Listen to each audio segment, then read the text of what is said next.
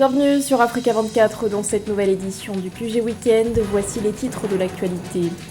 Au Mali, les rotations de la mission de l'ONU sont désormais suspendues. Les contingents policiers et militaires sont concernés par cette directive. La directive qui restera en vigueur jusqu'à l'organisation d'une réunion des autorités de transition. Retour sur la mission économique et commerciale de la francophonie au Rwanda qui s'est déroulée du 11 au 13 juillet. Une mission qui a donné aux entrepreneurs l'opportunité d'aller au contact des entreprises locales. Et puis, focus sur la crise sécuritaire qui perdure dans la province de Cabo Delgado, au nord du Mozambique. Des violences qui ont provoqué des déplacements importants de population. Au mois de juin dernier, 30 000 nouveaux déplacés ont été enregistrés. Mais tout d'abord, la mort d'au moins 6 personnes au Mali. 2 gendarmes, 1 policier et 3 civils sont décédés dans la nuit du 14 au 15 juillet lors d'une offensive perpétrée contre le poste de sécurité de Zantigila, situé dans la région de Koulikoro, au centre-ouest du pays. L'offensive a été menée par des assaillants qui étaient lourdement armés. Une source policière les a qualifiés de professionnels car ils semblaient connaître le terrain. Après ce drame, le ministre de la Sécurité et de la Protection civile, Daoud Ali Mohamedine, s'est rendu sur place ce vendredi. La même source a assuré que des dispositions seront prises en appelant les forces de défense et de sécurité à la plus grande vigilance. Des renforts auraient été déployés sur place. Et alors que la situation sécuritaire reste préoccupante dans le pays, les autorités de transition ont décidé de suspendre toutes les rotations des contingents militaires et policiers de la MINUSMA.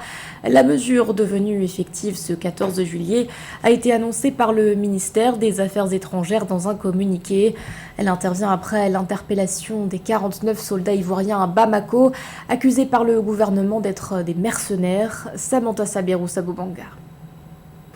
Invoquant le contexte de sécurité nationale, le ministère des Affaires étrangères de la République du Mali a informé le 14 juillet la décision de suspendre les rotations de la mission multidimensionnelle intégrée des Nations Unies pour la stabilisation au Mali, MINUSMA, y compris celles programmées ou annoncées.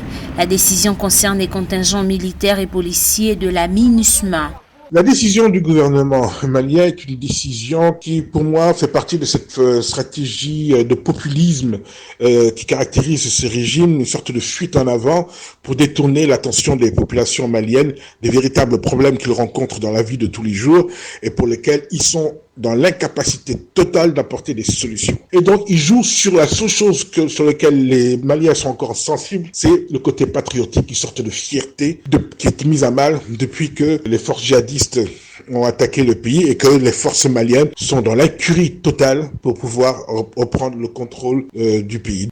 Le ministère des Affaires étrangères et de la coopération internationale qui a fait l'annonce informe la MINUSMA que la partie malienne prévoit l'organisation d'une réunion de coordination entre les structures maliennes concernées et la MINUSMA. Le ministre précise que cette rencontre vise essentiellement à dégager un plan optimal permettant de faciliter la coordination et la réglementation de la rotation des contingents opérant au sein de la MINUSMA. Voilà, c'est une énième action qui va se terminer en queue de poisson parce qu'on ne peut pas se mettre à dos les Nations Unies et je vois mal les autorités maliennes déjà avoir des problèmes avec les djihadistes, s'amuser à avoir des problèmes dans la frontière sud avec les Ivoiriens. Il va bien falloir que d'une manière ou d'une autre, ils libèrent ces militaires. Peut-être qu'ils vont essayer de libérer en demandant aux gens, bon écoutez, permettez-nous de ne pas perdre la face dans cette histoire-là. C'est beaucoup plus ça qu'autre chose. C'est totalement ridicule, nul et non avenu, mais le gouvernement, le régime du président Koïta nous a habitués à cela depuis quelques années, malheureusement. La décision du gouvernement malien intervient quelques jours après l'arrestation de 49 militaires ivoiriens interpellés à l'aéroport de Bamako et qualifiés par les autorités de la transition de mercenaires. Le gouvernement de la Côte d'Ivoire a assuré de son côté que ces militaires étaient régulièrement inscrits dans l'effectif de l'armée et qu'ils se trouvaient au Mali dans le cadre des opérations des éléments nationaux de soutien NSE aux missions de maintien de la paix. Et sachez que suite à cette décision des autorités maliennes, l'Égypte a décidé de suspendre temporairement la participation de ses soldats au sein de la MINUSMA. Une suspension qui entrera en vigueur à partir du 15 août prochain et pour une durée indéterminée. Dans un communiqué, la mission onusienne explique que les autorités égyptiennes se disent préoccupées par la multiplication des attaques perpétrées contre leurs casques bleus. L'actualité nous emmène également au Congo où, sans surprise, le Parti congolais du travail a remporté les élections législatives du 10 juillet. Les résultats provisoires ont été annoncés dans la nuit du 14 juillet par Guy-Georges Mbaka, le ministre de l'administration du territoire. Selon lui, le parti au pouvoir aurait raflé la majorité des sièges de l'Assemblée nationale. Des résultats qui doivent encore être approuvés par la Cour constitutionnelle. Le ministre n'a cependant pas donné le taux de participation globale, mais ce taux devrait être faible dans la mesure où ce scrutin a été marqué par une participation timide des électeurs. Du côté de l'opposition, 4 députés issus de l'Union panafricaine pour la démocratie sociale auraient été élus. Notons que le deuxième tour de ce scrutin devrait se tenir le 24 juillet prochain. Au Bénin, Joseph Djogbénou signe son grand retour au sein de l'arène politique.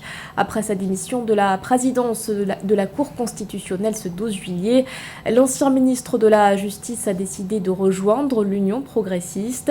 Ce ralliement intervient à quelques mois des prochaines élections législatives, scrutin pour lequel Joseph Djogbénou semble nourrir des ambitions. Reportage de notre correspondant Leftionou. Maître Joseph Djogbénou renouvelle son engagement dans l'animation de la vie politique au Bénin. La passation de service qui a acté sa démission de la présidence de la Cour constitutionnelle a eu lieu mercredi 13 juillet 2022 au siège de l'institution à Cotonou. Après avoir accompli des objectifs majeurs au sein de la Cour constitutionnelle, Joseph Djogbénou a choisi de redevenir un citoyen et militant de sa formation politique Union progressiste UP. Joseph Djogbénou a été un acteur de la société civile, ancien député de la 7e législature, puis président d'honneur du parti politique Alternative Citoyenne. Grâce à la réforme du système partisan, le parti Alternative Citoyenne a rejoint l'Union progressiste UP, l'un des grands partis de la mouvance soutenant les actions du président de la République, Patrice Talon. Il paraît nécessaire de renoncer au confort institutionnel et de se remettre en chemin en parcourant les monts et vallées, les villages et les villes, les quartiers, les arrondissements, et faire en sorte que nos compatriotes comprennent mieux ce que, au plan politique, on leur offre et qu'ils participent mieux à la réalisation de cette offre politique. Promu en 2018 par le président Talon à la tête de la Cour constitutionnelle, l'ancien ministre de la Justice Joseph Djogbénou a écourté son mandat après 4 années de fonction. Il avait la charge d'assurer le contrôle de conformité à la Constitution, le contentieux électoral et la régulation du fonctionnement des institutions de l'État. Il a capitalisé une expérience politique qu'il veut rentabiliser du point de vue donc de la présence d'abord de ce parti politique dans l'arène politique et deuxièmement du point de vue des rôles de premier ordre qu'il est appelé à jouer. Ancien avocat personnel du chef de l'État Patrice Talon, Maître Joseph Djogbénou a conduit plusieurs réformes administratives et l'adoption par la haute juridiction d'un manuel d'organisation et de procédure. Sous sa présidence, plus de 2000 décisions ont été rendues par la Cour constitutionnelle en 4 années de service. À noter que sa formation politique Union progressiste réorganise ses instances centrales le 16 juillet 2022. Dans l'actualité également, la Libye sur la voie de la réconciliation nationale. Les 14 et 15 juillet, une réunion était organisée à Brazzaville en vue d'adopter des résolutions pour résoudre la crise politique libyenne. Session qui a regroupé les membres de la Chambre des représentants ainsi que du Conseil présidentiel.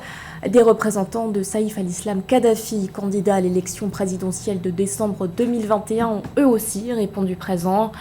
Point phare de cette réunion, le conseiller stratégique du président de la Commission de l'Union africaine, Mohamed Al-Hassan Lebat, a été nommé président du comité de supervision et de suivi de la feuille de route africaine pour la réconciliation nationale libyenne.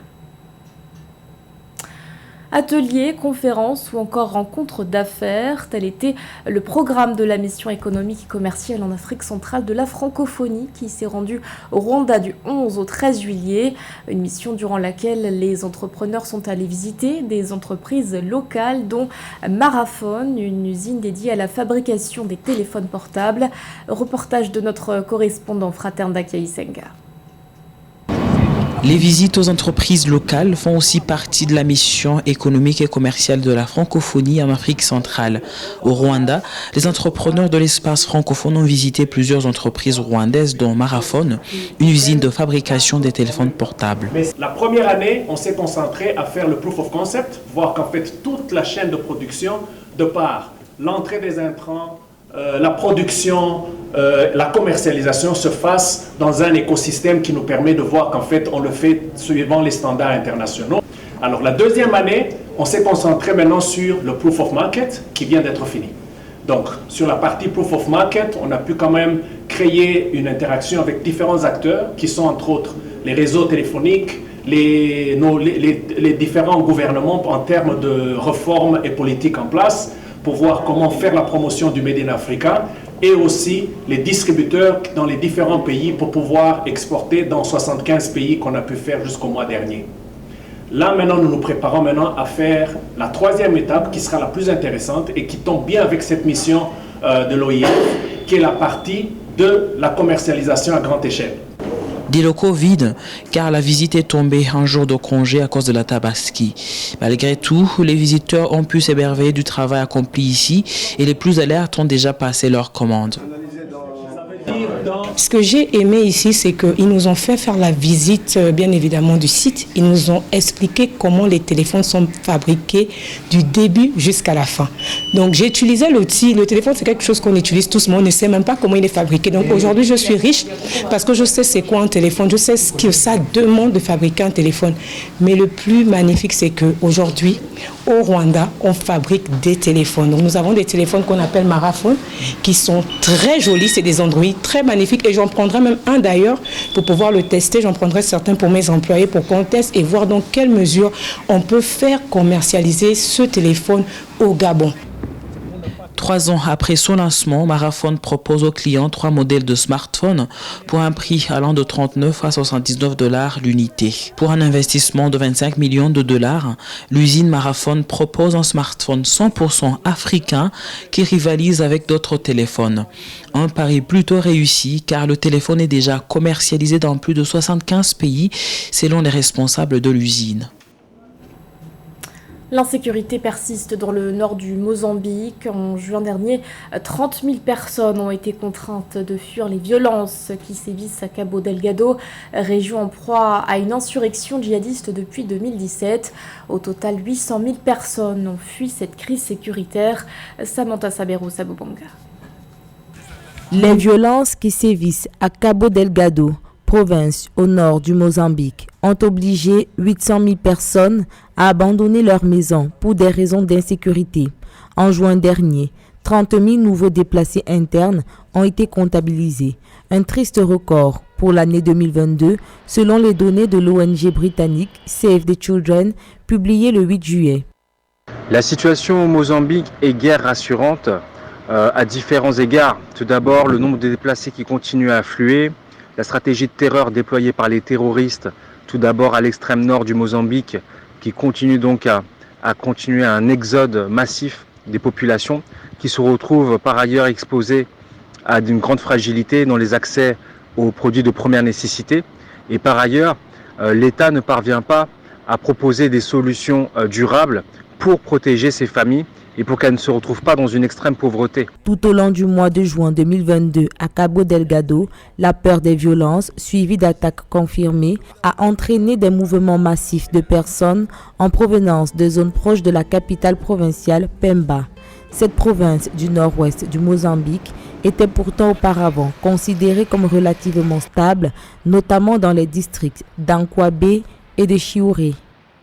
Cela vient mettre en exergue les limites du Mozambique, notamment dans sa gestion économique, puisqu'aujourd'hui, nous savons que le pays doit conjuguer non seulement la pauvreté endogène du pays, mais par ailleurs les chocs exogènes qu'il y a pu avoir aussi bien avec la crise sanitaire et puis maintenant avec la guerre en Ukraine et les problèmes d'importation auxquels est exposé le Mozambique, cela ne vient pas aider la situation du pays.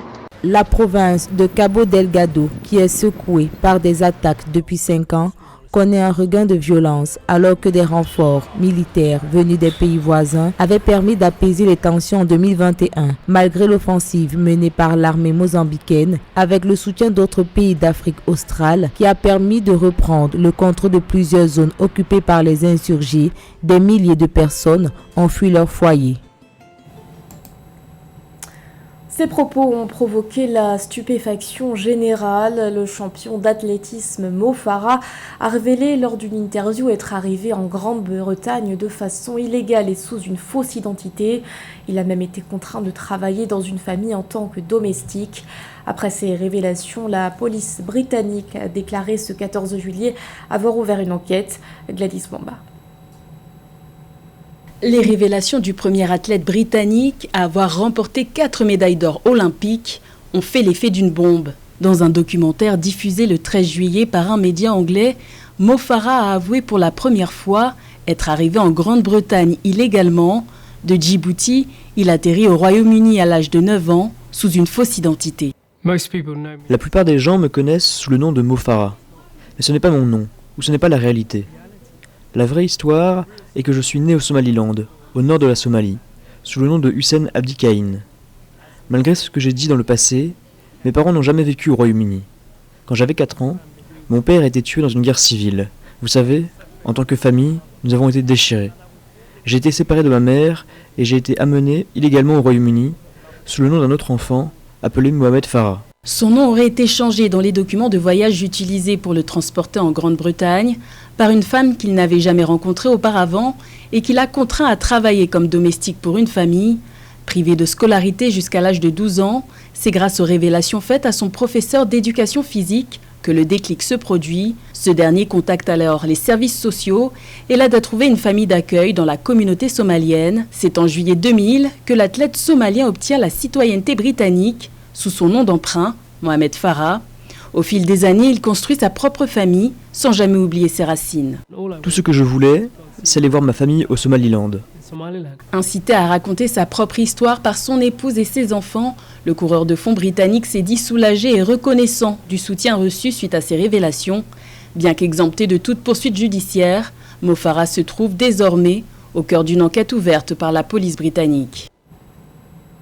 Ce journal a été réalisé par l'ensemble de la rédaction. Merci de votre fidélité. L'actualité continue sur Africa 24.